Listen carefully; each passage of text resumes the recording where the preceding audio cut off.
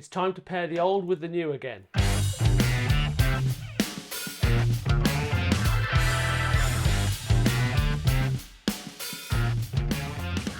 Welcome back. Where have you been? Good morning, good afternoon, or good evening, wherever you are in the world. Today I thought I would just quickly do a demonstration of the old school Hammond C3, what a shocker, with the Leslie 3300, the new boy. I'll just be brief. I was out gigging last night. I'm still quite tired. I took the 3300 out with the XK5 in a covers band, a tribute band for the 60s, 70s, 80s and 90s, and it worked really well. Interestingly, the week before I used the ventilator instead, thinking I could cope with it, but I really couldn't. And we saw a big difference to the sound on stage and the tightness of the band actually with the Leslie backline. But that's just my opinion. Others are available. So what I thought to do is very quickly, I'll set up the Leslie 3300 in the same way, the same mic array that you've seen me do in the past with the 122 in the cupboard over there. So that's a pair of SM57s on the top and a Beta 52A kick drum mic on the bottom. I don't have the room mic, that is slightly different, but everything else is going to go straight into Pro Tools behind me in the usual fashion. And if you want to check my previous videos on how I mic'd up and set that up. The Leslie is set up pretty much how it was set up for the gig last night. A bit of bass rolled off actually, and a lot less overdrive on the preamp valve because this thing is so hot. The Hammond has a line out with a potentiometer with a volume knobber, so we can just limit what's going through to the Leslie. And in the same way that I use the Hammond with the 122, I am engaging the Profcon ZD-01 as well.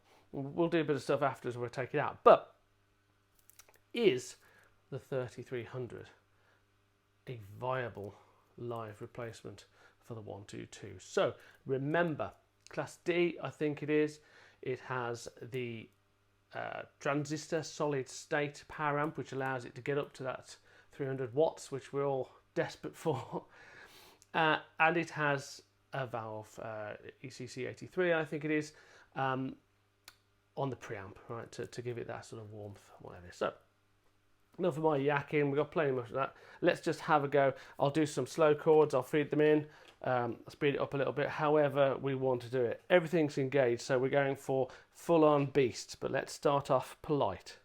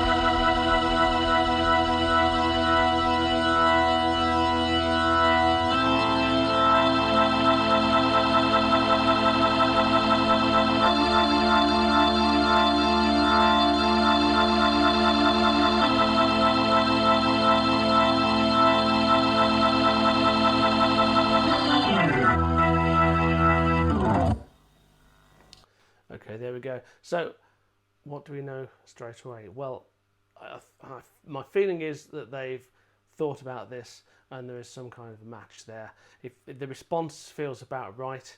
It's interesting that when you put an XK5 into the Leslie 3300, you have to do a bit of tweaking to get it how you want it, and the C3 into the 122, doesn't really. There's not much tweaking you can do, is there? And I feel like that. I feel like that's working. As I say, I've got all this engaged. We'll go a little bit more. We'll go a little more beastly, and then we'll pull it back a bit. Okay, so full on beast. Apologies for some. Hooray for others.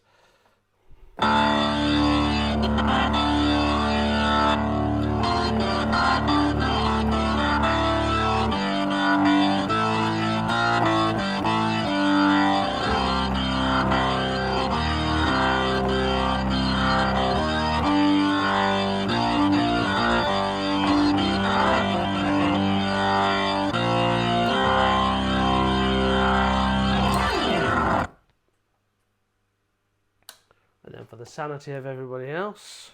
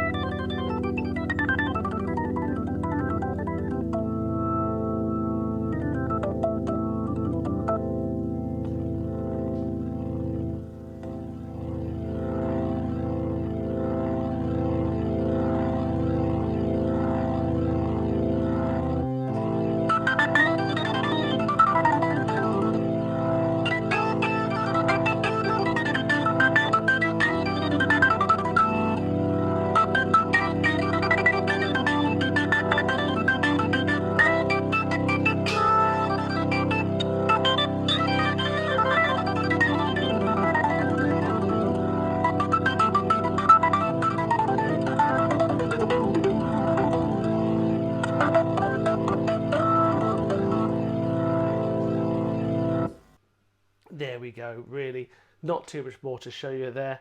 We've done dirty, we've done clean, we've done super dirty, all the dirties, which is what we want.